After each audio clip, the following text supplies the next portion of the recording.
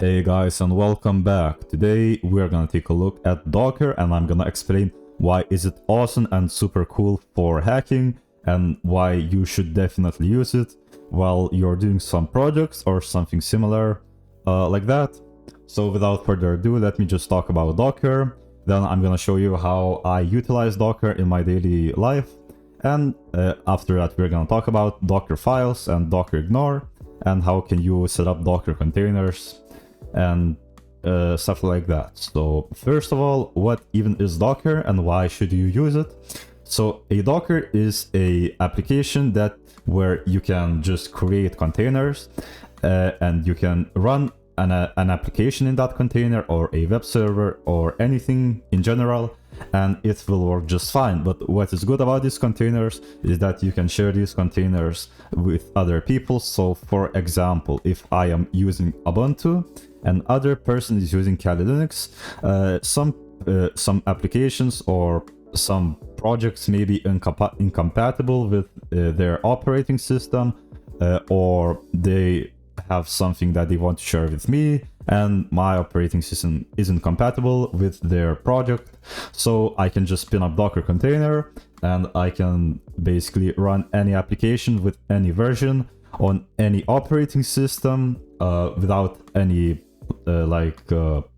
without any struggle, and I can access everything from the installation that I'm on, and it doesn't make any necessity for other person to have the same operating system, and it's super cool. And how do I utilize it? So if I am creating some sort of a project and I don't want my operating system to get filled up with some temporary file that I will not need in the future, I can just create a Docker container. I can just test some things or run some kind of a POC, and it will run in an isolated container, and in that container there isn't any risk for your app, for your main computer to get any viruses or something like that. If you see that something is bad happening to the container, you can just turn it off and everything will be fine. If you're running on the latest Docker and you haven't misconfigured anything, it's very good for isolated environments. So let me just show you some demo how I use it and how I really like to use it. So when I am coding or doing some POC projects, I like to have some separate Docker containers for every single coding language, programming language. So let's just try to create something similar. So let's say I'm developing a PHP project. So let me just make their PHP project like that, and then cd to that PHP project. And then I'm gonna turn on Visual Studio Code. You can use any IDE that you like. So to use Docker, you have to install Docker extension here in Visual Studio. So go to extensions and then type in Docker, and then install this Docker extension and click on install. You can also install this Docker Explorer. It's helpful for you when you're doing more projects with Docker. I'm just gonna show some basic usages with it. And first I'm gonna create index.php file, which is going to contain some easy PHP script. Like I'm just going to go ahead and type echo and then hello YouTube, please subscribe, like that.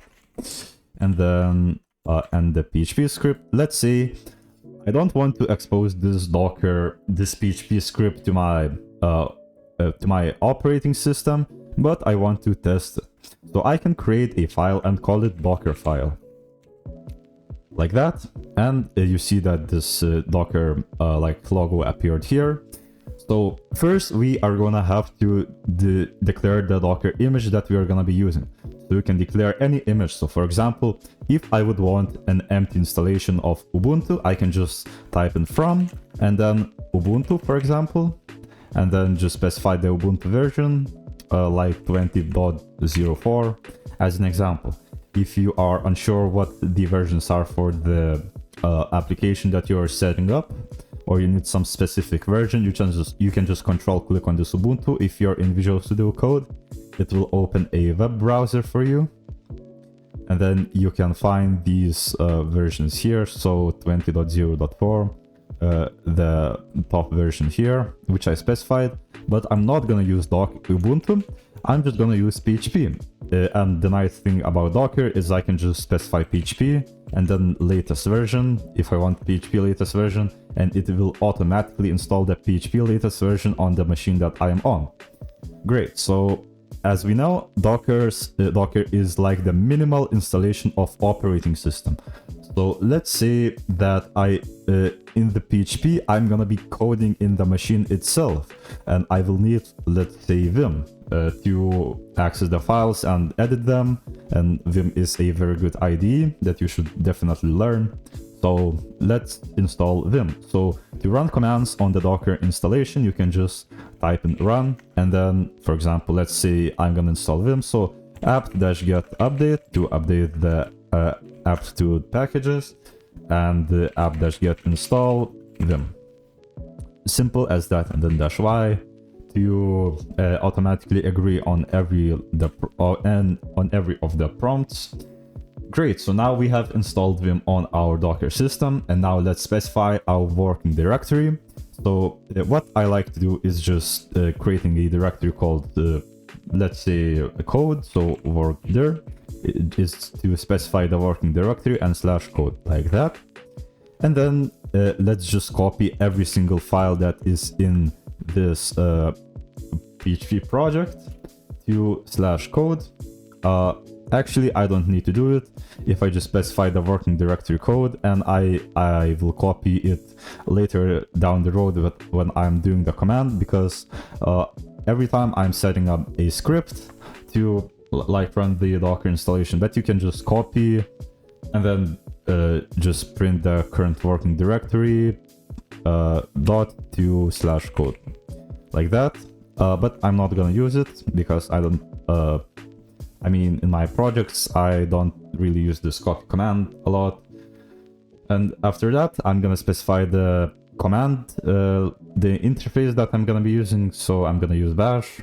So cmd is going to be /bin/bash, like that. And then put spaces here, just for the basically, it doesn't matter, but you can do that. I just like deleting these lines. So yeah, that is how I set up my Docker installation for a project that I'm doing. Like if I'm doing like PHP project, I have this PHP Docker image, and I can just really quickly spin it up. So to run this Docker file, I'm just gonna save it here, and I am also gonna save index.php. So another thing that I want to show you is, for example, we have another folder called secrets, and in the secrets folder we have file secrets.txt, and then in secrets.txt I misspelled it. Let's rename to secrets secrets.txt, and then I have password as an example. I have some sensitive data in the secrets folder. So how do I ignore it from Docker, installing it to the Docker image? So just so the if my system does get compromised, other like an attacker wouldn't see this secrets folder. So you can create new file and call it docker ignore, like that. Let's move it to PHP project. And then in the Docker ignore, I can just specify secret. And just like that, we are ignoring the secret folder from being executed by Docker. Great. So now let's go back to the terminal. And now let's run this Docker file. So let's just save everything, make sure it's saved.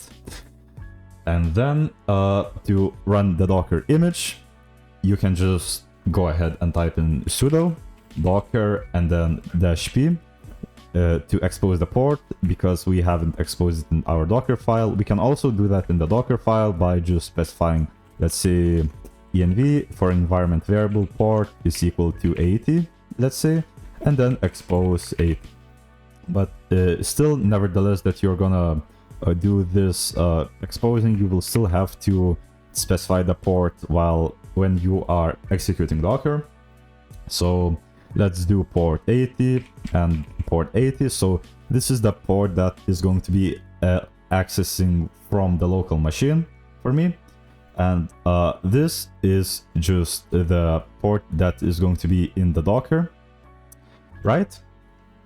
Then I will just do -it for interactive and TTI, so I can have the full terminal for myself, and then -v to specify the directory. So I'm just gonna do pwd, and this weird thing, this $sign and these brackets are just to run a command inside a command. So I will just run pwd. If I just show an example here, ls, and then I want to, for example, cat, let's just go to my Docker demo, and I want to PHP, let's say I want to go to secrets, so, or I can just to show it with simple echo, so echo $sign this and pwd, and it will show the full path for my current location where I am in. So this just executes any command. So if I echo and then let's say ls, it will just echo the ls command that I have ran here. Okay, so I hope you understand this little thing that we have here, and then pwd / and then we specify double colon and then /code to create a code directory in the in our Docker installation, and then let me just call the Docker image, let's say PHP demo. Let's just call it that, and then just click on enter. What do I have wrong here? Unknown shorthand flag. Oh yeah, I have to specify Docker run here. I forgot that. And then it will automatically install everything. And first of all, I have to build the Docker image myself that I have in the Dockerfile. So to build Docker image, you just have to do docker build dot, and then specify the target will be PHP demo. I will call it PHP demo. You can also, if you are gonna share some projects with other people, everyone likes doing this by just specifying like your nickname here. So let me just do nitrogenxp / PHP demo, and then specify version .1.0 or any version that you want. So that's just the naming convention that everybody uses. I'm just gonna build the Docker like that, and I forgot sudo. Let's run with sudo, and then wait for the application to run, to build, for the Docker container to build. And then we have PHP demo latest version here. Great, and we can see all of the commands that we have specified in the Docker file being run here. So for example, first out 4 from PHP latest, then we are running this vim install command. After that, we're setting the working directory, and then we are running this command, specifying the command to be as hash. And then after we install the application, we can just run everything, and boom, we are inside the Docker container here. And as I told you, we have vim, so vim index.php, for example, and we can see everything copied successfully. If I go to secrets and then cat secrets, it is still showing me for some reason, but I think I specified this docker ignore file not in secrets in the secrets directory. I have to put it here, and then secrets.txt. I believe this is how it's done. Oh, I think what was wrong is that I specified secret, not secrets. So let me just do it once again. Let me just modify this Docker file here, move it back, and then save this, then exit from the Docker container, then build it again, and then run it again. Let's see, is it still present? It shouldn't be present. I'm actually not sure. Let me just double check everything. Let's see, what if I put it in this folder? Secret here, secrets.txt. Let me build it again. I don't actually use this functionality of Docker very often, so actually at all. It's still showing me, so I will probably pause the video and I'm going to continue once I figure this out, because I forgot how to do it in Dockerfile. So I figured out what the issue was, so let me just show it to you all. So because I was running this command docker run like that, specifying the pwd, it took every single file from my directory and it didn't use the docker ignore file. So instead, if you really want to have this docker ignore functionality here, my docker ignore is now secrets like that, and it's in my main folder with Dockerfile here. So I can, in the Dockerfile, just copy all of the contents, just copy .do dot like that, and then run the docker command by doing sudo docker run -at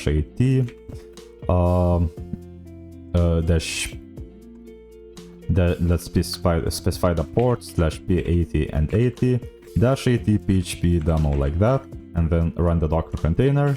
And if I ls, there is no secrets folder like there is in this docker, our docker basically directory here. But we still have the index.php and we have the vim installed. So vim index.php, and we have this basic PHP script. And now if I go to my web browser, let me just open Chromium or Google Chrome, it doesn't matter, and then go to local hosts and then port 80. It doesn't work. And why does it not work? Well, it's because we still haven't started the web server yet. So if I go back to my Docker container and I type in php-s to start just the PHP server -S, and then specify the all interfaces, port 80, then -t dot like that, and we can see that PHP development server has started. And if I go to my localhost, we see, hello YouTube, please subscribe. So the PHP echo script has worked just fine here. So that's how I use some PHP, some Docker containers to debug, to run like these servers. And now the really good part is to debug everything. So if you don't want to fill up your computer with, for example, like crappy files, like libraries for Python, some imports or something like that, and you just want to test your code, you can just go ahead, spin up a Docker container like that by specifying instead of PHP, for example, here doing like Python or, for example, Java or anything, Golang, I'm not sure, I'm not a Go programmer, Ruby, anything like that. And just, I have now here PHP container. So if I go ahead and type in php-a, I can open the interactive shell of PHP and I can test any commands. So when I need to test some sort of a POC and something is not working for me, I go to my Docker container, I turn on the PHP interactive shell and I test everything here. So nothing just breaks on my computer or something like fishy doesn't happen if I run some kind of virus or some kind of a malware on my computer. I don't want that to happen. So because there is a lot of now latest CV like proof of concepts, which are advertising them to be like the proof of concepts for some latest, the greatest CVE that you would like to run, and this is just some malware. There's just some kind of a trend here So I just run everything in Docker, and everything seems to be working fine. I'm not suggesting you to run every single piece of your like the tools in Docker. If you want, you can do that. You can set up in a separate Docker for all of your tools and run everything on the Docker, because it will not impact your performance on your computer. But yeah, that is how I use Docker, and this is why the Docker is very good for your day-to-day life as a hacker, and why you should definitely utilize it. If you want part 2, please like the video and drop a comment. And if there's a lot of attention, I will drop a part 2 about Docker, where I will explain everything more in depth. I will create a video on Docker Compose and stuff similar like that. A bit more advanced usage of Docker. So if you want that, let me know. So that's it for this video, and I will see you later.